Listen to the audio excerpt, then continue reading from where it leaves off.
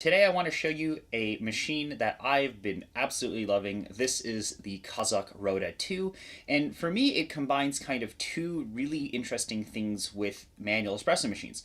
One is the craftsmanship that you'll often find with machine parts and high quality components, and second is a interesting unique experience, or really in the case of this machine, a very unique feature. I'm going to do a quick overview of the company behind it, then I'll go over the machine, the core specs, and some notes on performance. Then I will go into a demonstration. What's fascinating to me is that this is a machine that comes from Poland, which I've had coffee from Poland, but I have never had a machine. I didn't even know that this was a thing that existed until I think I was in this one Facebook group and I saw this one dude, I think it was a Korean guy, posted about it, and I was like, what machine is that?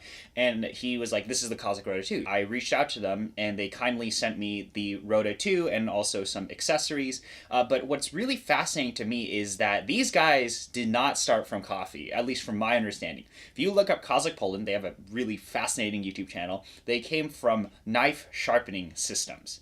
So there are these guys that make tools to sharpen knives, and then there's like some crazy contraption on how they sharpen knives, and it seems like they decided to also add coffee products into their portfolio. So what you'll see is they make hand grinders that kind of look like this type of design, that have beautiful leather, beautiful machining on them, and also they make a variety of other accessories. I've never actually had a manual espresso machine that was built so nicely, and really you can feel there's a massive amount of craftsmanship when you hold the machine, and that's just simply because all the pieces of metal, everything that you touch, all of the leather components are all just so nice to hold. And this is kind of one thing that makes me want to go back and use the machine over and over. Unfortunately, you cannot actually purchase one of these right now, at least in the United States. I think if you're in other parts of Europe, there are actually distributors that carry this machine. So let me do an overview on, and then I'll talk a little bit about price and some competitors. Basically, as you see here, this is one of these hand grinder styles of machines where you pour water into a chamber and then you begin rotating. And as you rotate, a plunger will go through and plunge the water through a portafilter basket, and that's how you build pressure. With this machine, this uses a 51 millimeter basket, and this chamber, by the way, holds about 150, though you can actually get it above that. You can get to about 160, 65 milliliters into the actual chamber. But you do want to be careful with this type of design of machine is basically air gaps. You just really want to make sure that that water that you add into the machine is actually below the plunger. But what's really nice with this design is there's this valve here, and this is really what makes this machine kind of special. You can shut off the water flow at any time. So I had a little bit of water there and I just opened it and some water came out. But pretty much this makes preheating a breeze, because all you have to do is you can just leave the plunger all the way up, pour your boiling water in, and heat up the chamber, flush the water. You just open and close the valve. So you may have seen some other machines that look very similar to this, like the Aram. What is nice about this over the Aram is actually this right here. Just the fact that there is a pressure gauge allows you to just do way more consistent, repeatable results with espresso, and this allows you to target certain profiles. There's some very interesting things that you can do with this valve, which is basically you can refill and fill the chamber as you're pulling a shot. So you can end up pulling a very long ratio shot. You can pull something like a blooming Allongé. You can do a lot of very interesting things just because you can refill the chamber. I can just have this closed, pour the water in, get all the internals nice and hot, and then dump the water out. And it makes it a lot easier than, I think, having to go rotate all the way out, then rotate all the way back in every single time you have to fill, or actually taking the entire machine and dumping the water out, because that's a little bit scary. Preheating is very easy because of this valve, but what I found is I just took a thermocouple, stuck it in here, and I did a kind of some rudimentary thermal testing. The internal temperature was just like room temperature, so it was like 70-ish Fahrenheit, and then I poured in boiling water, and then the internals basically stabilized to 160 degrees on just a straight off the boil water right into here. So it would stabilize at 160-ish Fahrenheit, and then every single subsequent flush would add about 20 degrees of stability. The second flush would bring me to about 170, 175, 180 Fahrenheit, and then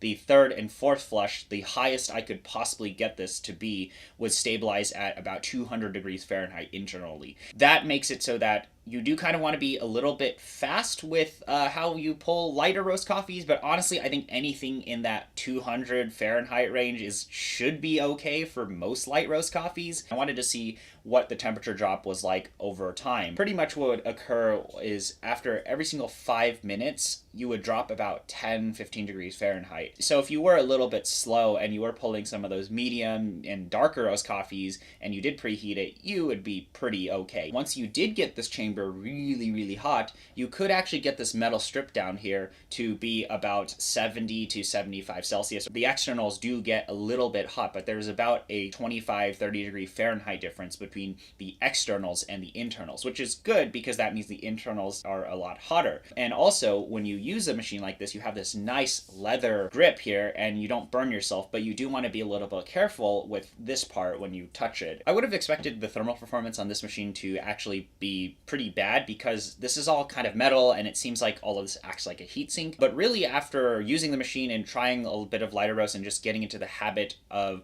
doing multiple flushes, and doing the flushes is quite easy because you have a valve like this, I was able to pull pretty much almost every single style of espresso imaginable because I have a pressure gauge and I can actually target certain pressures. I do want to go over some additional things that they give you, or additional things that you can get with a Rota 2. So going back to what's really nice about this is they give you a nice shot mirror. Like, this is a super nice shot mirror. It's supposed to stick to the side, and it matches all the different brass components of the Rota 2. This is like a WDT tool. This is kind of the style you stick in. So all of these are 51 millimeter optimized. This here just sticks in here. You're supposed to put the clumps, and then you distribute, and then you tamp.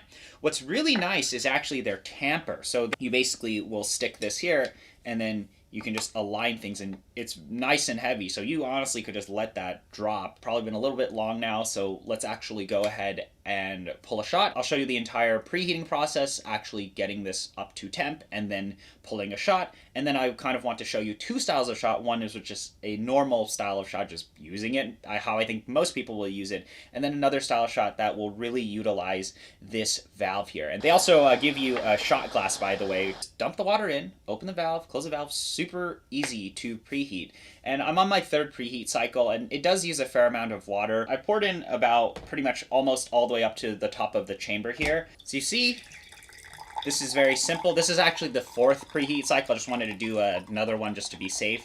But pretty much, you just let that go through, add in your boiling water again, and then you can pull your shot. But pretty much the internal temperature of this is probably very stable at this point. What I'm gonna do is I have my puck here, and I also have a spare little catch cup, so I'm going to pull a shot. But I will show you their tool real quick. And you stick it in here, and then you turn it.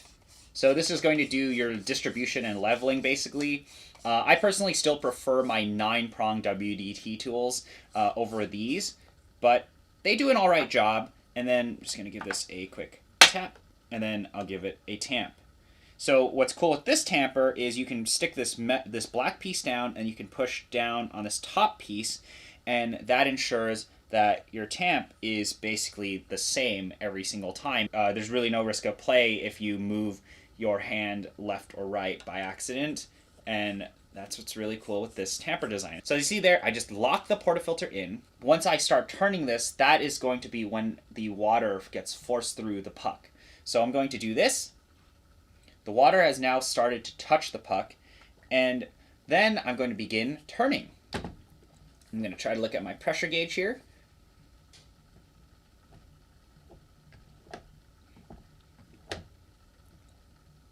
So I'm just going to pull probably at around 9 bars.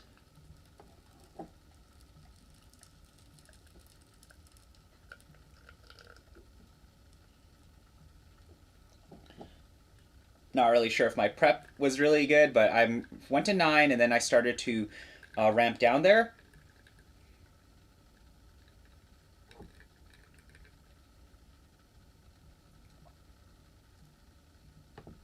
So I totally wasn't paying attention, and I actually pulled 14 in, 60 out. So I pulled a really long ratio shot there. What I was paying attention to was this pressure gauge, and I totally lost track of my weight there. Basically, that is kind of the issue with some of these manual machines. You gotta like pay attention to a lot of stuff. You have to be rotating this. You have to pay attention to the pressure. You then have to be looking at your yield, and you have to look at your time. But you can indeed pull a long ratio shot with this, and this probably will taste completely fine. I love this machine, but the stand is a little bit frustrating. As you can see, it was kind of wobbling because this machine is 1,400 grams. It is very heavy. But what's really nice is after I pull that first shot, everything is pretty hot. Like, I don't know if you're going to be able to see this, but 70 degrees out here, internals are going to be very hot. Now, what's really cool with this is that you could lift all this up, and then you could push this through, but I pretty much pushed most of the water through. That means your puck should be very, very dry and basically like a real lever machine. So let's actually open this up. And this is so much easier to use than something like a Nomad in terms of cleaning up, is I can just do that, and yeah, I mean, there you go. That's a relatively dry puck, and I can just knock that guy out. I can just lift this valve, have this valve back up here, pour in my boiling water, and maintain the temperature of this machine, which is super cool. But let's do a more standard 1 to 2 shot, because that's what people care about, right? Probably not a lot of you guys are pulling crazy 1 to 4s all the time. But I added in the water, and you can actually do this because you have a valve here. I have the boiling water in there, but I can actually lock this in. This is probably not the safest way to do things, but you can indeed do that. And what I'm going to do is I am going to then tear this out, drop the water in. Water's now touching the puck, but it's not really doing much, I would say. You can even hear the water go through the chamber itself. I'm going to try to target a... let's try to just pull at that like a flat 9. So I'm pulling at basically a flat 9 bars here. And I'm just going to gradually ramp down. So I hit 9 and then ramping down. I'm going to pull to 28 grams. And then there. It's a bit hard to do this on the camera there. My scale just got dirty, but because I'm trying to show it to you guys, it got a little bit messy there. But I still have a fair amount of space here. I did coarsen up the grind for this specific shot.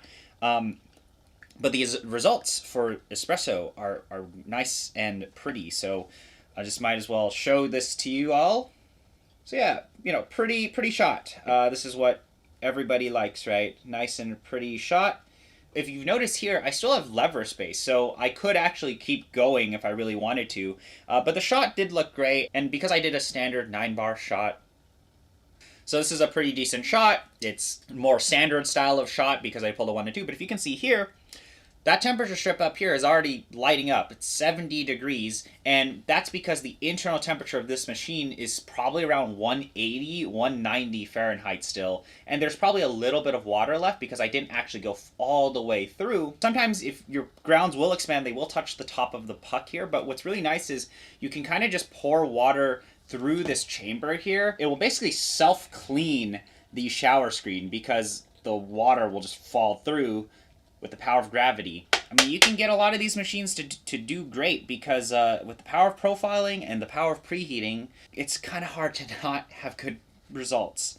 But anyway, I'm going to show you something fun now. So this is what I recommend is try to flush this out and then lock the portafilter in and then pour in the hot water so you're not carrying a machine filled with boiling water. So I'm only going to fill up the chamber about, I would say, halfway here.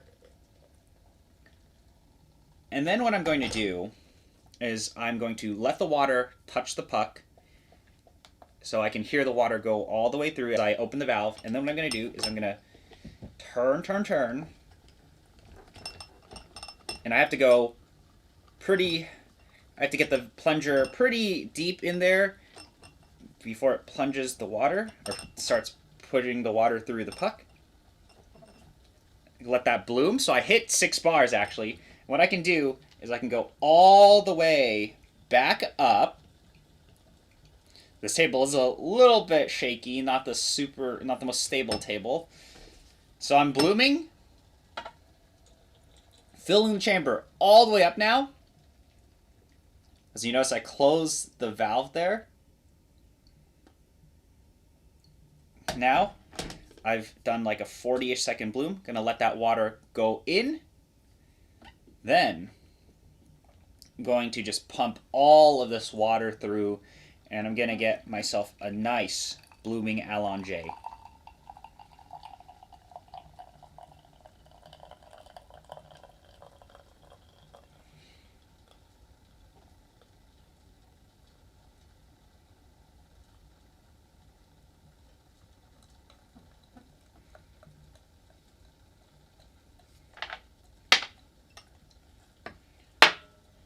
So that's my 75-gram blooming allongé right there. That was actually a lot of fun to just bloom a little, close the valve, add the water in, pull another shot. And it's cool. You can do something like that. It's just super fascinating to me that having this valve allows you to do some really fun shots like that. So the espresso coming out of this is great. It's just that's just how it is. If you preheat any of these machines, they will do fine, and you profile. And what makes profiling very simple with this machine is the fact that you have a pressure gauge, and it really reminds me of other machines like the Nomad and Flare 58. But before I talk about some comparisons to those machines, let's talk about kind of the downsides of this machine. Like, what are my complaints? The biggest issue with this machine, in my opinion, is the stand. The stock stand here, as you can kind of see, is it's a little shaky. Every single time that I rotate it, you might have noticed the machine kind of shifts just a little. It's not as flush as I would have liked it to be, considering everything else about the machine is so precision machine. The stand just kind of feels like I wish it was a little bit nicer fitting and a little bit heftier. The other kind of complaint with this type of machine, you need to always ensure that the water gets into the chamber and it is not sitting above the plunger. Sometimes that has happened to you. You'll be going in and rotating all the way through, and I'm not getting any espresso even though I've put so much water in. So what you want to do sometimes is you just want to kind of shimmy this back and forth just a little, and you'll see the air bubbles. You'll clearly see that the water is going into the chamber. With that bloom, I had to go all the way down into the very bottom there before any sort of resistance occurred, even though I felt like I added a lot of water. And I think two things are occurring there. One is that it seems like maybe some water is not fully being plunged through, which with some of these shots I fill the chamber all the way up. But two, it kind of seems like the actual headspace, tamping depth seems to kind of influence things here. You kind of need to go really deep with this before any sort of pressure occurs, even though you may have added a lot of water. So you just need to kind of be very careful. But otherwise, from a more standard espresso perspective, and just can you make great coffee with this? Absolutely. This type of design and things like the seesaw of the Nomad make profiling incredibly easy to do, because you're not actually fully moving down with the machine. Like, you don't have to fully kind of, oh, I hope I'm profiling right, I hope I'm pushing it down at the fast enough speed or slow enough speed. With this, you kind of just rotate, and you feel the pressure, you feel the resistance in this. Same thing like on the Nomad seesaw, but this allows you to get a lot of flexibility over this. Like, all you have to do is spin it faster and slower. You might be wondering, how does this compare to something like the Flare 58, 58X, Nomad, and then also might as well talk about the Europicla as well. This compared to the Nomad, I think you can get very similar results out of this. The biggest advantage that the Rota 2 has over the Nomad and many of these manual machines is the fact that you can just unscrew the basket down here. That makes it so that cleanup is very, very simple. You just unscrew it, knock the puck out, can run some water through here, and it'll clean up the shower screen. However, the Nomad has much more flexibility in terms of what you can do. Obviously, you saw there, I was having a little bit of fun there. I have a lot of fun using this machine. That's why I use it. I can just add more water into it. But with the Nomad, it has such a large reservoir, you can do the same style of shot, and it will probably taste very similar because 49 versus 51 mil basket.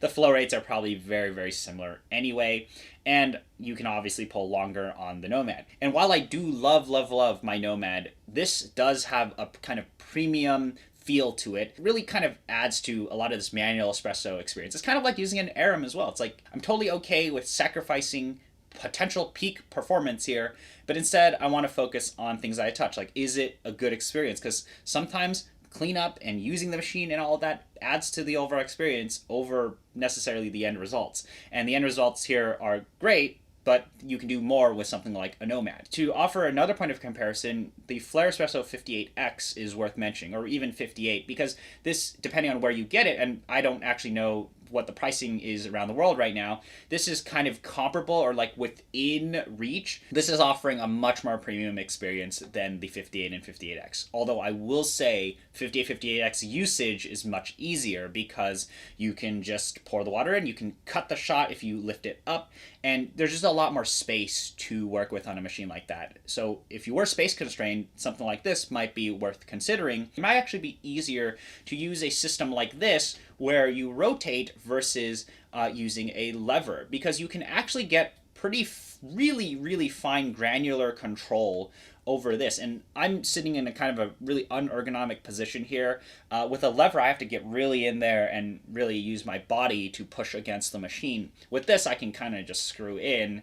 And same thing with the Nomad Seesaw, I can do the same exact thing, and I can get pretty granular control over the pressures that I'm hitting and really that flow rate. But it's really kind of a personal preference there. Espresso quality-wise, you can dial in a lot of these machines to all taste the same. Now, another point of comparison, which I think is the most interesting comparison, is this versus a direct manual lever like the La Pavoni Europiccola. I actually think this is quite a bit better than the Europiccola, at least my post-millennium Europiccola. And the simple reason is because temperature stability of this machine is so much easier. I actually would rather have a machine start with a high temperature, then drop, then continuously go up in temperature like my Europiccola does. Even though the Europiccola, post-mill Europiccola is supposed to be much more temperature stable, it's much easier to work with a machine that you can just continuously add a little bit of water in and heat it up. And also, one thing that this can do that the Europiccola can't do is long ratio shots. So I kind of actually like this over the Europiccola, and they both check the boxes for me, at least in terms of using a machine that is built nicely, using a machine that has a fun experience. But this is what I wanted to show you guys today, the Kazak Rota 2. Just a really fascinating machine. It has an experience that I would not have expected, especially coming out of Poland. I did not expect that at all. And I've really enjoyed the coffee coming out of this machine simply because you have a lot of control over whatever you want to do. I showed off the standard shot and something more fun.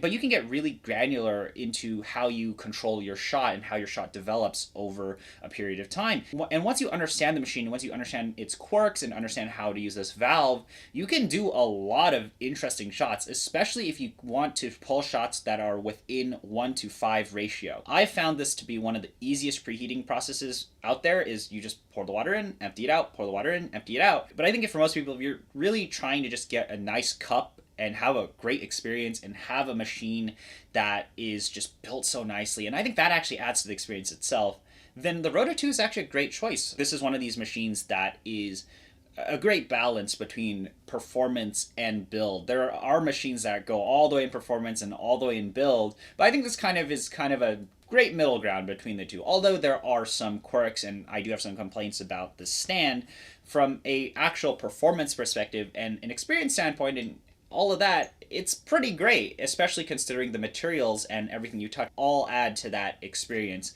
And I've really enjoyed the coffee coming out of the Rota 2. And I hope that Kazak Poland is able to bring more products, at least to the United States. But I do want to thank Kazak Poland for sending me the Rota 2. I've had a great time with it, and that's all I wanted to show off today. Thank you for spending the time to watch the video. And if you have any questions regarding the Rota 2 or anything else, please feel free to drop those in the comments below. But thanks again for spending time to watch the video. I'll see you around.